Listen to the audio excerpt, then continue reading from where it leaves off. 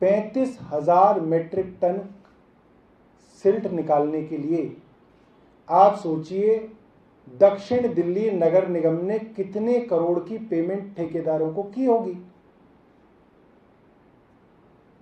और वो कितने करोड़ की जो पेमेंट है, जो मोटे तौर पे मुझे बताया जा रहा है 30-40 करोड़ की पेमेंट होगी, वो 30-40 करोड़ की पेमेंट क्यों की गई होगी?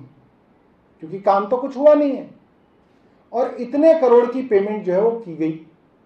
तो एमसीडी के, साउथ एमसीडी के जो कमिश्नर हैं, उनसे हमारा सीधा सीधा सवाल है,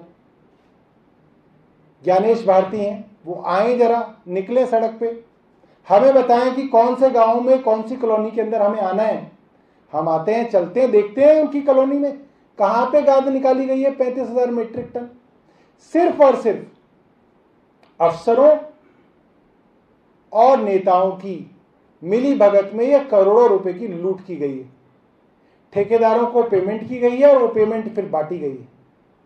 हम दावे के साथ कह सकते हैं कि सारा का सारा पैसा जो है लूटा गया है।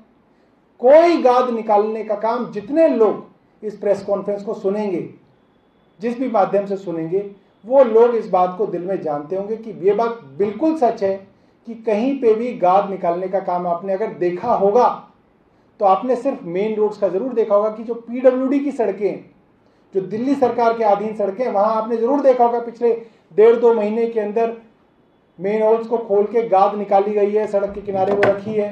कुछ जगह वो उठाई गई होगी, कुछ जगह हो सकता है वो अभी भी रखी गई हो, मगर गाद निकालने का काम हुआ है। और एमसीडी की सड़कों पे और नालियों पे गाद निकालने का काम नहीं हुआ। जल भराव की समस्या 1 हफ्ते बाद देखेंगे और करोड़ों रुपए की पेमेंट जो है ठेकेदारों को कर दी जाएगी और वो पैसा मिल बांट के खा लिया जाएगा।